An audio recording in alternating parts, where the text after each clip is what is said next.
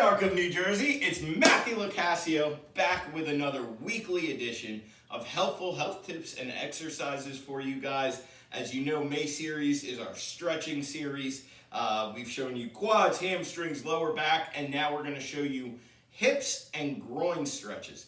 So, this may be the most complicated of the stretches that I show you, so please pay attention to the details. If you're not sure, re-watch them, watch them back, and make sure whether you're the person being stretched or doing the stretching that you are making sure it feels comfortable, it feels safe, and if it doesn't, do not do it. So, what we are going to do is we are going to take TJ, who again is our awesome volunteer.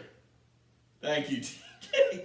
And we are going to take, now I'm on his left side right now, I'm going to take his left foot and I am going to place it right next to the right knee on the opposite side of his body. So the left foot has now crossed over, it is over the right knee.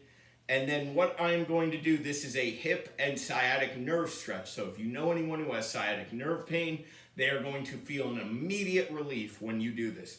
Now, the key with this one is you want to make sure that opposite foot is firmly planted on the other side. And you want to make sure when you take your hand that you are not pushing directly on the person's kneecap. We never, ever want to do that. I'm going to place my hand above TJ's knee, and I am going to very gently, very slowly, and just very small range of motion push down and a little across towards the side that his foot is on. Does that feel okay? Again, you always want to ask the person you are stretching to make sure that A, they feel okay, and B, that you are not going too far with the stretch. That's also a reason we go very slowly so that they have time to tell us you've gone too far. Again, the sciatic area will feel an immediate relief, and you should feel a nice stretch in your hips.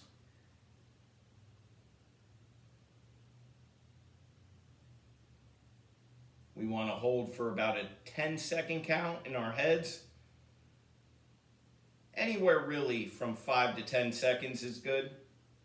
And you want to do it, I would say two times each side is good. If someone's really in pain or whatever reason, you could do maybe 3 to 4, but you don't want to overstretch or overdo it, just like you don't want to overexercise or overdo anything else. Okay, so that was perfect on that side. Now I'm going to take TJ's leg, and again, at home, switch to the opposite side of the body here. For camera purposes, so you can actually see what we're doing, I'm going to stay on this side. And again, I am a trained professional. But you at home, please switch sides. Again, we're going to put the hand above TJ's knee here and gently and slowly push down and across to the side his foot is now on. So his right foot is now parallel on the opposite side of his left knee. And we are going to hold, still holding, and good. And one more time. Again, doing that basic 5 to 10 second count in our heads, making sure that we have not gone too far. You should be able to feel most of the time right about where their body gives you a little resistance, and you never want to ever go past that point. But most importantly, make sure you are asking.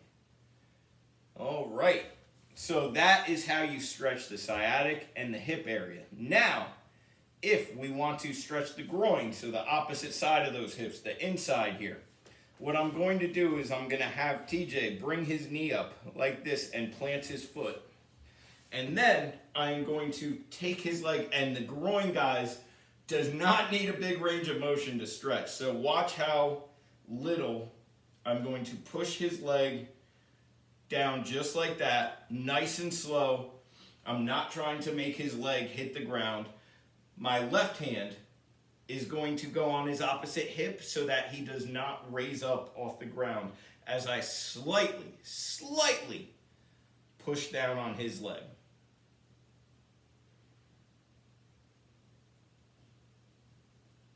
Good. And same thing, so again, his leg is coming down here. And if you can see, I am pushing down. My hand is right above his knee, and then my left hand is on the opposite hip. Again, not pushing hard, just there to make sure that he stays stationary, that as I gently push down on his leg, that he's not coming up on the opposite side. Good. And now we're going to do the same thing, opposite side. Again, if you are at home, please, please, please switch sides at this point. I am doing this to show you the best camera angle. So now I'm going to push his left leg, or I'm sorry, his right leg down slightly. The right hand is holding down the hip on the opposite side, keeping TJ in place, making sure that his hip does not come up as we stretch. And we are going to do that one more time, nice and slow. From this side, you can really see how far in TJ here. Very flexible. This is very impressive. Most people will not get their leg down this far. Just know that in advance. Wherever they can go to, make sure to do it slow and ask them along the way. And good. So there you guys have it. That is how you stretch the groin and the hamstring, which I'm going to need after this. I hope you guys enjoyed that video. If you have any questions, any concerns, you contact us at IHT 908-875-3241, info@inhometrainermatt.com, inhometrainermatt.com. Through the contact portal, we will see you next week where we're going to show you guys some upper body stretches. That's right, upper back. Can you believe that? Chest? How do you stretch that? You'll find out next week.